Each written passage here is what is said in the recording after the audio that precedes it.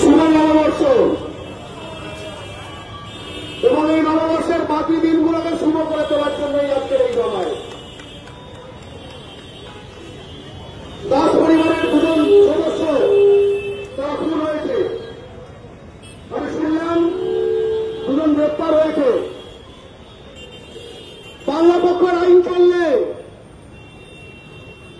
একদম বহরমপুরে নিয়ে গিয়ে সেখানে লটকানো হতো।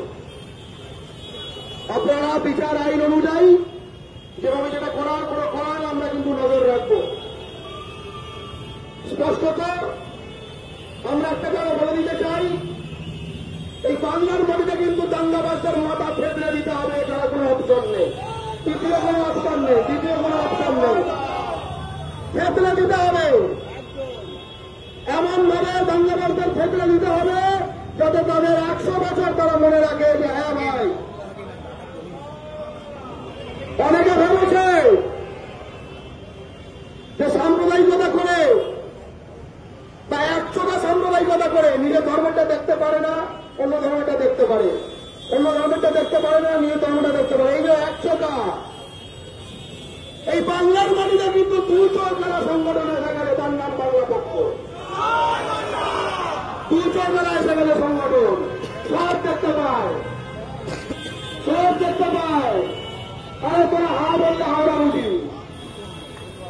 এই বাংলা পক্ষ ছিল সেই সংগঠন যখন শিবপুরে বহিরাগতরা দাঙ্গাবাজি করেছিল, মনে আছে? হিন্দি উর্দু, তখন সেখানে বাঙালি থমথমে, তখন বাংলা পক্ষ দাঙ্গা বিরোধী মিছিল করেছিল সেখানে।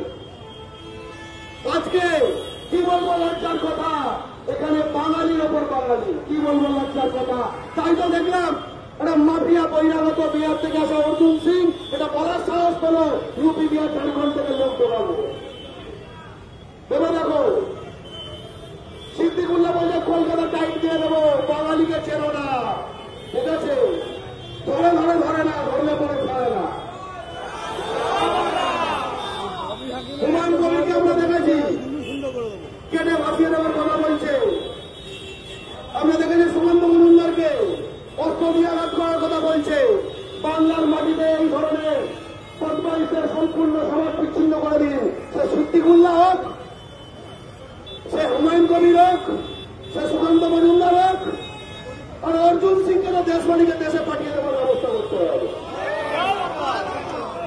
এবং একই সঙ্গে বলতে চাই, ববি হাকিম বলল 1 জেলা থেকে আরেক জেলায় গেছে। আমরা বলতে চাই, সাম্প্রদায়িক ববি হাকিম, তুমি গয়াতে নিজের জেলায় ফেরত যাও, বাংলা বাঙালি ভালো হবে।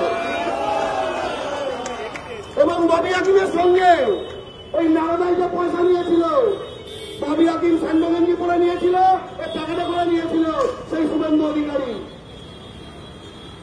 এই সকলকে বলতে চাই, এই সকলকে কিন্তু বাংলার রাজনীতি থেকে একদম আউট করে দিতে হবে, বাংলার সমাজ জীবন থেকে আউট করে দিতে হবে। আইন পাস করেছে দিল্লি, কলকাতা আইন পাস করেনি, বাংলার বিধানসভা আইন পাস করেনি, মুর্শিদাবাদের কোন বিভাগ আইন পাস করেনি। তাহলে কি হচ্ছে এটা? পাঞ্জাবিরা যখন কৃষক আন্দোলন হয়েছে, পাঞ্জাবিরা কি পাঞ্জাবে অ্যাটাক চালিয়েছে? আর যারা হোয়াটসঅ্যাপে মিছিল লাগবে কিন্তু 14-15 বছর বয়সে চ্যাংরা বদমাইশদের ওপর কোন কন্ট্রোল থাকবে না, এরপরে মিছিল লাগলে কিন্তু হেঁটে আসবে, লেনদে ফেরত যাবে, স্পষ্ট হবে, কন্ট্রোল না পাবে। সকলের প্রতিবাদ করার অধিকার আছে। পুলিশের ওপর আক্রমণ, পুলিশের গাড়ি জ্বালানো, বিডিও অফিসে আক্রমণ, ঘর দোকান আক্রমণ, দাস পরিবারকে খুন করার অধিকার কারণ না।